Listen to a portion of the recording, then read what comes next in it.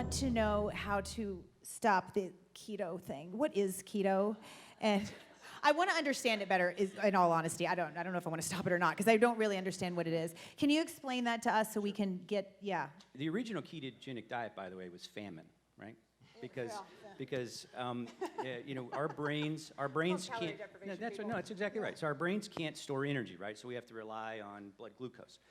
And our brains evolved a mechanism when we run out of blood glucose, right? So this is the end game. So when we're about to starve to death, we start to catabolize protein in our bodies, and we create what are called ketone bodies. And so our brains evolved a mechanism to use those ketone bodies as fuel to get us through that last, the last gasp. Hope we can find some more food before we starve, right?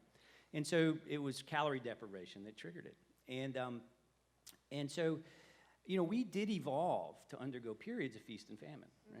Mm-hmm. And there is some evidence, Victor Longo's work, UCLA, about intermittent fasting is somewhat interesting. And there is some evidence that when we do fast, that it may, in fact, we have a lot of protection evolutionarily against starving to death. We have none against the other end of overnutrition. Mm-hmm. And so when we're getting ready to starve to death, anything we can do to boost our immune system and boost our health to kind of get us through this, to find more food, it would be beneficial. And there's some evidence that intermittent fasting may do that.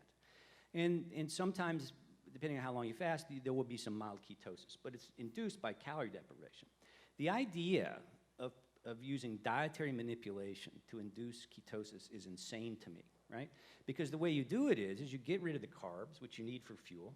You markedly increase your fat and protein intake. And a recent study just came out in Lancet just like last week or 2 weeks ago, which showed that people who follow a low-protein, high-fat, ketogenic diet die 5 years sooner than people who don't. Because, again, just like we talked about reductionism in diet, we also practice reductionism in health, right? Mm-hmm. So we want to lose weight. We want to get our sugars down. We want to lower our blood pressure. We want to treat our heart disease, right? So when we think about, say, weight in that framework, there's lots of ways you can lose weight, right? So you can go on a plant-based diet. You can go on a ketogenic diet. You can smoke meth, right? Yeah.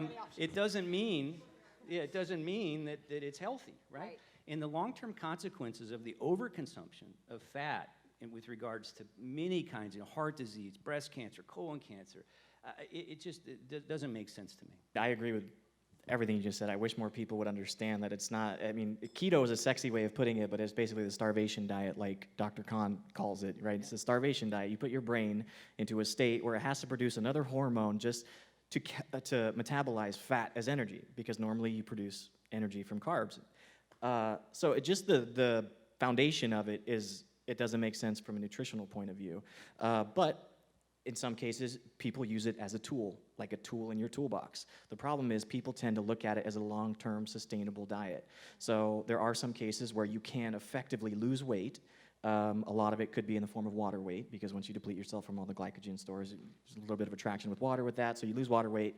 The moment you reintroduce your carbs back to your diet after you leave ketosis, which is pretty hard to do. I would say it's more restrictive than a vegan diet, if you want to call a vegan diet restrictive, because most people just assume if they just increase their fats and reduce their amount of carbs, they'll automatically go into a state of ketosis and produce these ketone bodies like he was mentioning. But you actually have to take markers. You have to measure your blood. You have to make sure that you maintain that state for keto to actually be effective.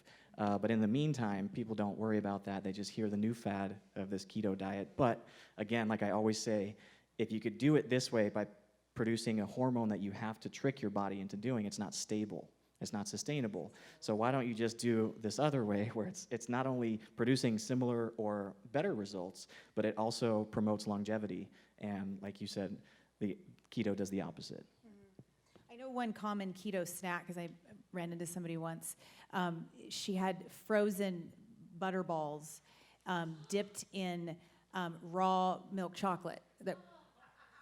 That doesn't make sense that would be nutritious. There's so many different camps nowadays that it's almost impossible to belong to one without being attacked or being divisive between the other camps. So I think the best way to do it is to there's commonalities between a lot of these diets that aren't talked about. It tends to be extremists on this side don't like the extremists on this side. But I think the amount of evidence is pretty unequivocal that if you do eat a primarily whole food plant-based diet, your health will increase. The more you reduce your animal-based proteins, the healthier you'll become, the more it'll promote longevity. So I think acknowledging other people's points of view and accepting that nobody's perfect here. I mean, I think vegans tend to, at least some, tend to kind of parade themselves around as being the know-it-alls, or they come across that way, but it may not be a place of, it's coming from a place of compassion because they want to help other people and help them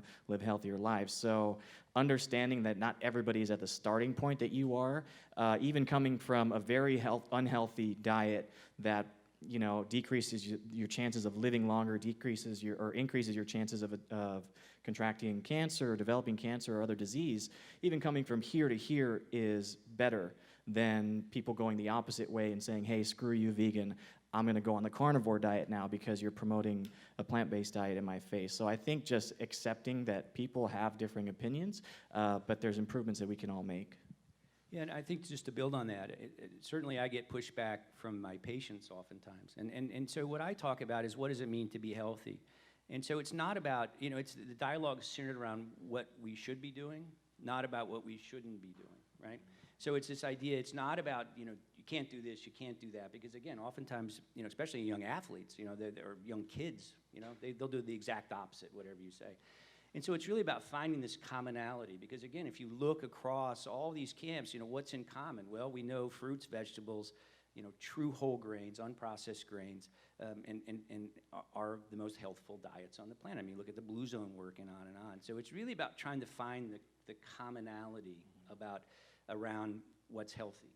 And I think if we use that as a starting point, I think that's important, because again, as you say, vegans sometimes tend to be kind of caught up in their activism and can be judgmental, and I don't think that gets anybody anywhere oftentimes. And in fact, there's research to suggest that actually makes people want to eat meat more when we become militant about the message. And so it's really about, again, the dialogue I have in my practice is, as human beings, what are we designed to eat? It's almost like a Pegan approach, right? So what are we designed to eat as human beings? Well, we weren't hunter-gatherers, we were gather-hunters, right? It was much easier to go gather food than it was to hunt. We gathered whole food, plant-based sources of energy. It wasn't white flour and sugar and Nutri-Sweet and, all these artificial sweeteners. We didn't have dairy because we had domesticated mammals, and the little bit of meat we ate came from animals that ate what animals are supposed to eat.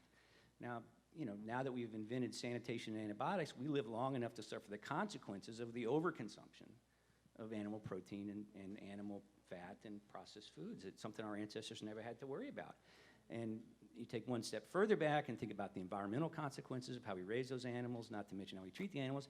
The logical conclusion should be that the whole food plant-based diet is probably the most helpful diet for human health, if you're not starved for calories. And Patrick Moynihan, the senator from New York, once said, we can all have our own, to paraphrase, we can have our own opinions, but we can't have our own facts. And so I try to gently share the facts, and hopefully people will come around to the right opinion.